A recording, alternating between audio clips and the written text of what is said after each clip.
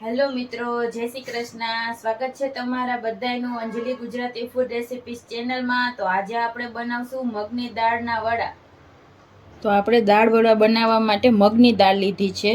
તો જો આપણે 4 કલાક પહેલાં પલાળી દીધી હતી તો એકદમ સરસ આ રીતે પલળી ગઈ છે.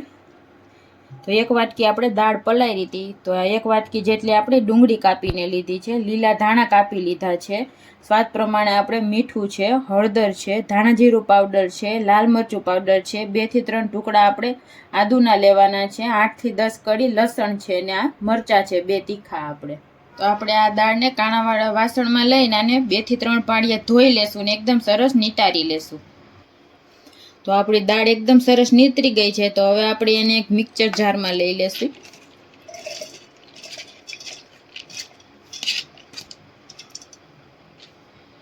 થોડીક આપણે દાળ રાખી દેશું, 2 થી 3 ચમચી જેટલી. હવે એમાં આપણે આ આદુના ટુકડા એડ કરી દેશું, મરચાં એડ કરી દેશું અને લસણ એડ કરી દેશું. અને આને આપણે પીસી લેવાનું છે. જો જરૂર પડે તો 1 થી 2 ચમચી જેટલું પાણી એડ કરવાનું છે, બાકી આને આમનમ જ આપણે પીસી લેશું. તો આપણે દાળને એકદમ સરસ પીસી લીધી છે. તો જો એકદમ આ રીતે આપણે મસ્ત પેસ્ટ જેવું થઈ ગયું છે. થોડુંક આપણે દરદરું પીસવાનું છે. તો આ રીતે આપણે પીસાઈ ગયું છે. તો આપણે એક આને બાઉલમાં કાઢી લેવાનું છે. તો આપણે આને બાઉલમાં કાઢી લેશું. તો હવે આપણે એમાં મગની દાળ છે એ એડ કરી દેશું. ત્યાર પછી એમાં આપણે આ ડુંગળી છે જે કાપીને રાખી હતી એ એડ કરી દેશું. લાલ મરચું પાવડર અડધી ચમચી જેટલું એડ કરી દેશું. ચપટી આપણે હળદર એડ કરશું. અડધી ચમચી ધાણા જીરું પાવડર એડ કરશું અને લીલા ધાણા એડ કરી દેશું. અને આપણે આ ચણાનો લોટ થોડોક એડ કરવાનો છે. આપણે વિડીયોમાં બતાવતા ભૂલી ગયા છીએ, પણ આમાં થોડોક આપણે બાઇન્ડિંગ પૂરતો એડ કરવાનો છે. જો જરૂર જણાય એટલો જ આપણે એમાં એડ કરવાનો છે. તો 1 ચમચી જેટલો આપણે પહેલાં એડ કરશું. સ્વાદ પ્રમાણે મીઠું એડ કરી દેશું. હવે આ બધું આપણે મિક્સ કરી લેશું.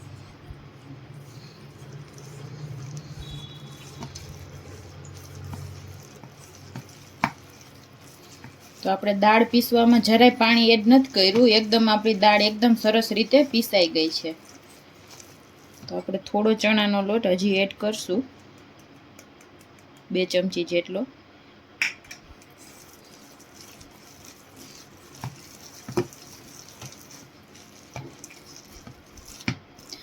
તો જો આપણે આ રીતે ભજીયા પડે એવી રીતે આપણે આનું બેટર તૈયાર કરવાનું છે. તો જો આપણું એકદમ સરસ પરફેક્ટ બેટર તૈયાર થઈ ગયું છે. વડાનું મિશ્રણ તૈયાર થઈ ગયું છે. તો હવે આપણે તેલને ગરમ કરવા રાખી દેશું. તો આપણું તેલ એકદમ સરસ ગરમ થઈ ગયું છે અને હવે આપણે એમાં આ વડા પાડવાના છે. તો જો આપણે આ રીતે મીડિયમ સાઈઝના વડા પાડવાના છે. બહુ મોટા નહીં, આપણે નાના નાના એકદમ સરસ વડા પાડવાના છે, એટલે એકદમ સરસ ક્રિસ્પી આપણા વડા તૈયાર થાય.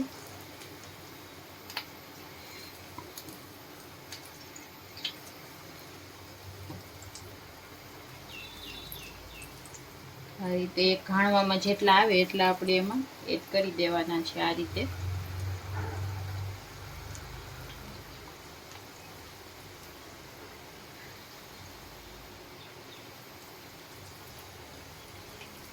તો આપણે પહેલાં એકદમ સરસ તેલ ગરમ કરી લેવાનું છે અને પછી આપણે ગેસ એકદમ ધીમો રાખી અને મીડિયમ ગેસે આપણે આ વડાને ક્રિસ્પી થાય ત્યાં સુધી આને પકાવવાના છે.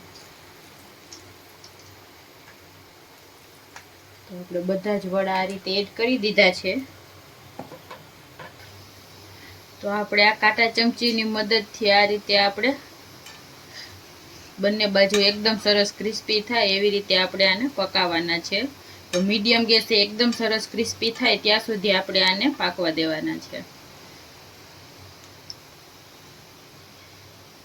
તો જો આપણા બધા જ વડા આ રીતે એકદમ સરસ તળાઈ ગયા છે. તો જો એકદમ સરસ હવે ક્રિસ્પી થઈ જાય ને જો એકદમ તેલમાં બબલ્સ પણ ઓછા થઈ ગયા છે, તો જો હવે આપણે આને કાઢી લેવાના છે. તો જો એકદમ ક્રિસ્પી થઈ ગયા છે.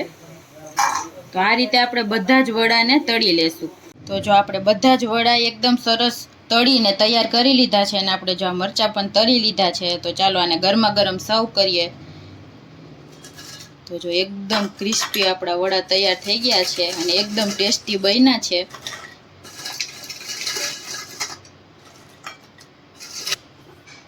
તો આપણે આને ટમેટો કેચઅપ સાથે સર્વ કર્યા છે. તો તૈયાર છે આપણી મગની દાળના વડા. તો જો તમને અમારી આ રેસીપી પસંદ આવી હોય તો અમારા વિડીયોને લાઇક કરજો, શેર કરજો અને અમારી ચેનલને સબસ્ક્રાઈબ કરજો. Thank you.